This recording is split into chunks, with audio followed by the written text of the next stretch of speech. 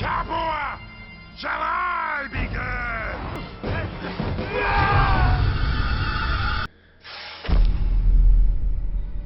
My failure.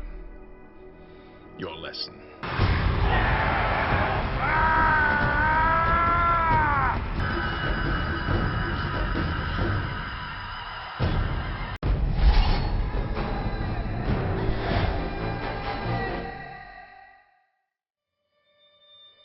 Practice continues within the Batiatus's Ludus, with Spartacus and Crixus resuming their heated rivalry despite the admonitions of Eunomaus.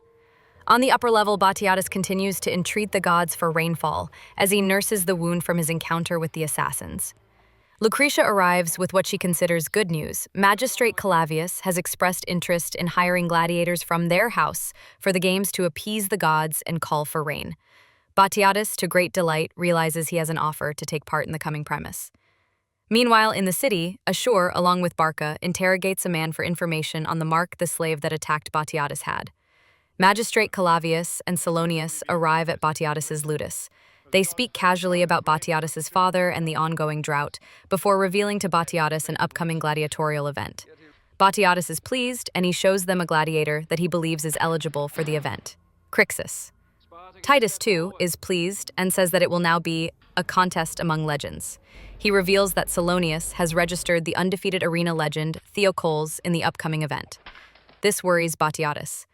However, Clavius suggests that Spartacus should fight alongside Crixus against Theocoles to even the odds.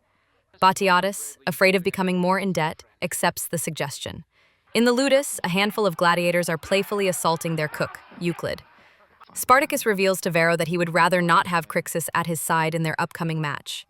Varro says that he is a fool, as Theocoles has been cut 1,000 times and still lives. Later that evening, Eunomaus tries convincing Batiatus to let himself face Theocoles instead, as he is the only person to fight him and live. Batiatus repels the suggestion, and instead insists he prepares Spartacus and Crixus for their match. Ashur and Barca return, and reveal to Batiatus the identity of the mark, belonging to a slave trader named Remus. Below the villa, Naevia gives Crixus water from Lucretia to aid in his training. The two share a brief moment of romance before leaving. As Crixus heads back inside the Ludus to his cell, he is surprised to see Spartacus waiting for him. Spartacus says that if they do not work together to slay Theocoles, then they will both fall. Crixus brushes off his advice, wanting to take the glory for himself. The next morning, Ashur and Barca engage in a conversation. Ashur believes that Spartacus and Crixus will fall against Theocoles, while Barca believes otherwise. The two wager a bet on the outcome of the upcoming contest. Ilithyia arrives at the Ludus, expressing to Lucretia her excitement to finally see the Thracian die. Meanwhile, Eunomaus trains Spartacus and Crixus in preparation for their match. As they train, Ilithyia expresses an intimate interest in Crixus. She also addresses Lucretia's inability to produce children. She tells her that she has heard of a priestess of Juno, blessed with gifts that could help Lucretia. Ilithyia asks to arrange an appointment for her, and Lucretia accepts. Later that night, Ashur informs Batiatus that Barca has returned, bringing Remus with him. Batiatus interrogates and tortures Remus to the point of nearing death, before Remus reveals to Batiatus that it was Ovidius who moved his hand. The next morning, Eunomaus continues to train Spartacus and Crixus, as their match is now 1 day away. Spartacus and Crixus struggle to cooperate with each other, much to Eunomaus's displeasure. Stressing the importance of the teamwork that they will need, he takes off his cuirass and shows the two the scars that Theocoles inflicted upon him in their past battle. Later that evening, the priestess arrives at the villa. During the ritual, she asks Lucretia if she has ever laid with another man. Lucretia says, yes, much to Ilithia's delight. The priestess blesses Lucretia, stating that if she lay with a man within an hour, she will have a child. Meanwhile, Batiatus secretly invades Ovidius's home in the middle of the night.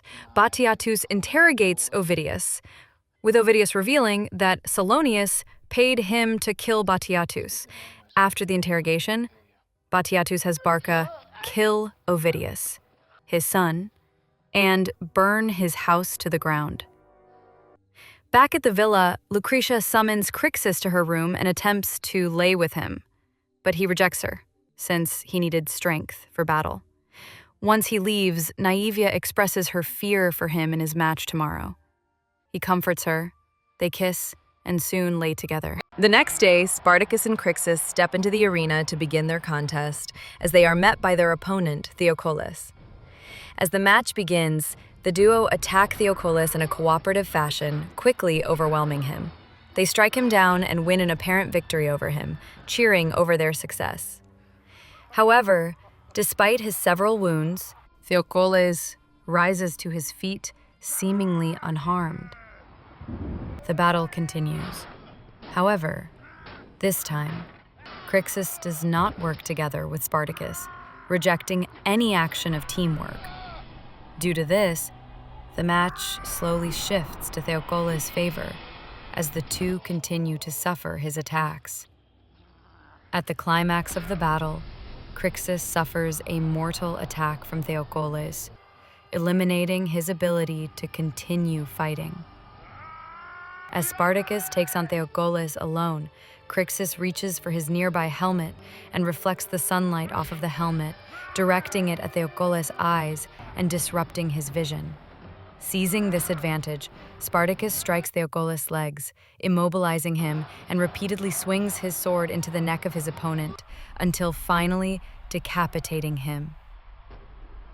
As the match comes to a close, rainfall finally showers upon the city, putting an end to the extensive drought. The crowd cheers Spartacus's name as he revels in his victory. This victory eventually earns him the title, the Bringer of Rain.